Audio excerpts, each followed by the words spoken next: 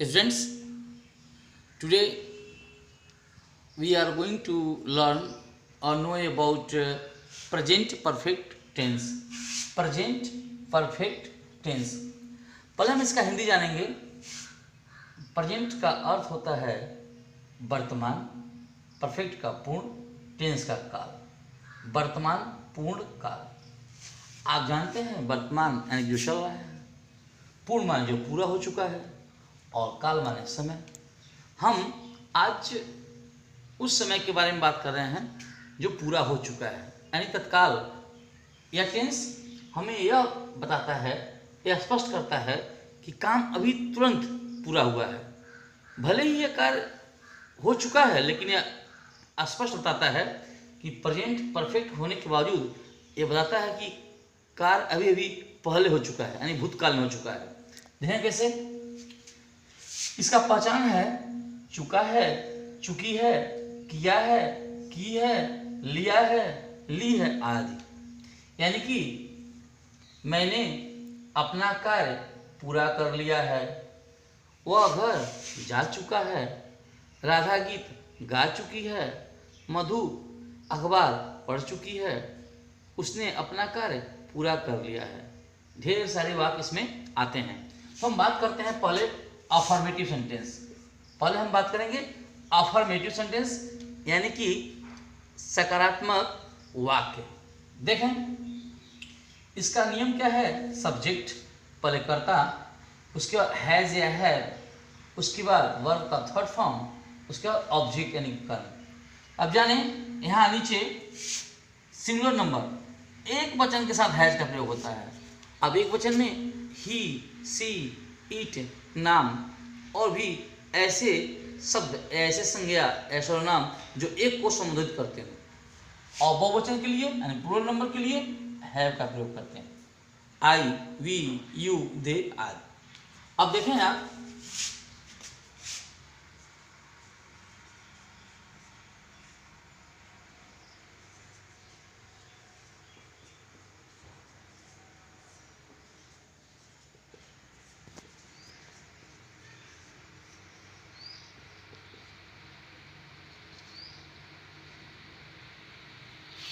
आप देखें राधा सब्जेक्ट हो गया। तो पहले हम अफर्मेटिव रूल से, चूंकि यहाँ कहीं भी वाक्य में नहीं शब्द नहीं है, तो ये वाक्य क्या हो गया, सकारात्मक हो गया।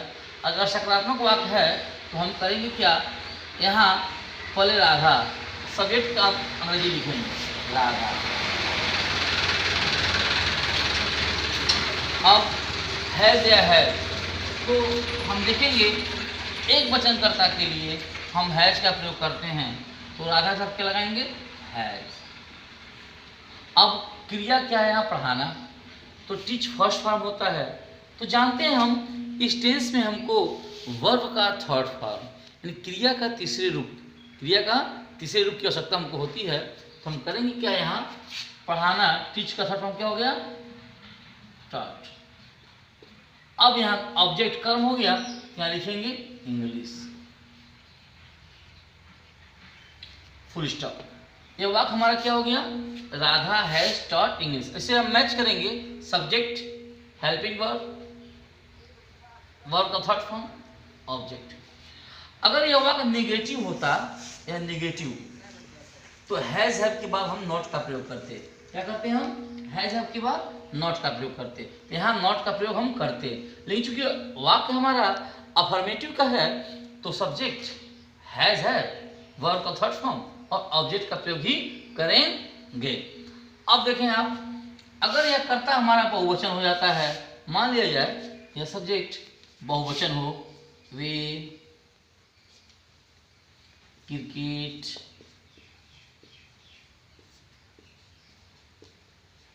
खेल चुके हैं, तो यहाँ सब्जेक्ट क्या हो जाएगा, वे की अंग्रेजी हो जाएगी दे। चूंकि यह बहुवचन करता है तो सहायक क्रिया हमारी हैव के अनुसार लगेगी, तो यहाँ हो जाएगा हैव। वर्ब का थर्ड फॉर्म, खेलना का थर्ड फॉर्म क्या हो जाएगा, प्लेड। क्रिकेट की अंग्रेजी दे हैव प्लेड क्रिकेट। और नेगेटिव होता या तो इस पैटर्न को प्रयोग करते, subject has had plus not, then third form of verb and object, ऐसा होता। लेकिन चूंकि अफर्मेटिव है तो ऐसा। तो अफर्मेटिव नेगेटिव में यही अंतर है कि आप हेल्पिंग वर्ब के बाद नॉट का प्रयोग करते हैं नेगेटिव में, अन्यथा अफर्मेटिव का है ही है rule, subject has have third form object. अब देखें इंट्रोगेटिव।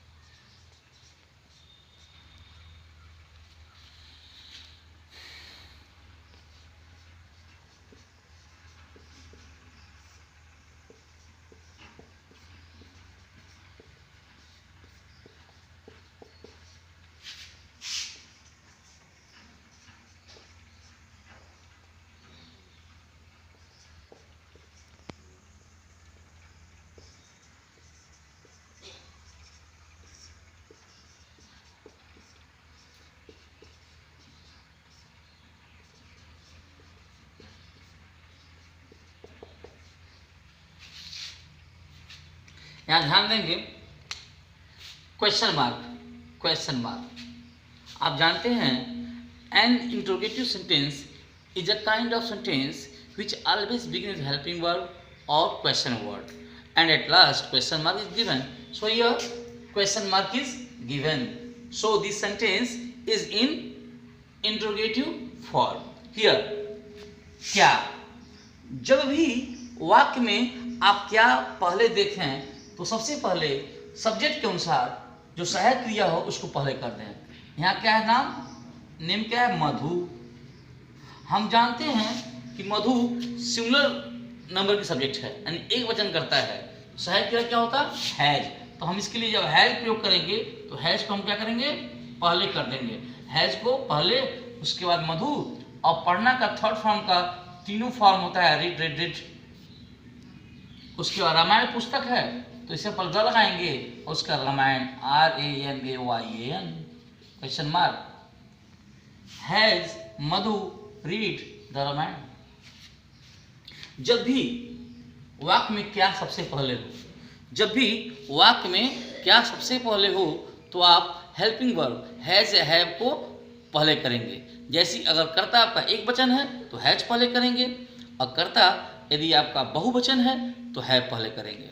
फिर देखें आगे, अगर यह देखें जब भी वाक्य के बीच में क्यों, कहाँ, कैसे, कब आ जाए, क्यों, कहाँ, कैसे, कब यदि वाक्य के बीच में आता है तो इस रूल को फॉलो करेंगे।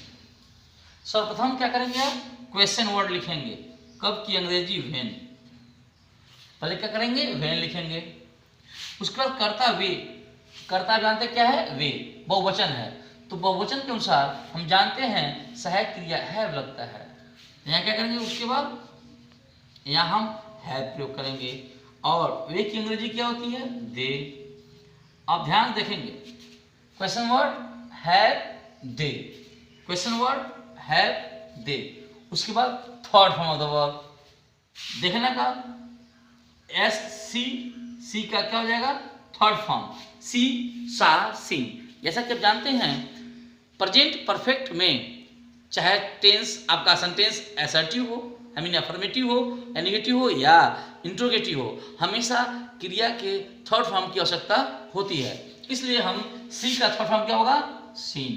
यहाँ क्या है, थर्ड फॉर्म, थर्ड फॉर्म क्या लगा देंगे, सीन। अब चूंकि ताजमहल इमारत है तो द लगाएंगे, और उसके बाद TAJ ताज, MAHAL ताजमहल। वे ताजमहल कब देख चुके हैं, when, have, they, seen the Taj Mahal. अब आप देखें, I want to tell you clearly that it's very easy to learn how we convert sentences into English which are related to present perfect tense. Here, present perfect tense means वर्तमान पूर्ण काल। यह काल हमें यह बताता है कि वर्तमान समय में कौन सा कार्य पूरा हो गया है। यह काल हमें बताता है कि कार्य अभी अभी पूरा हुआ है।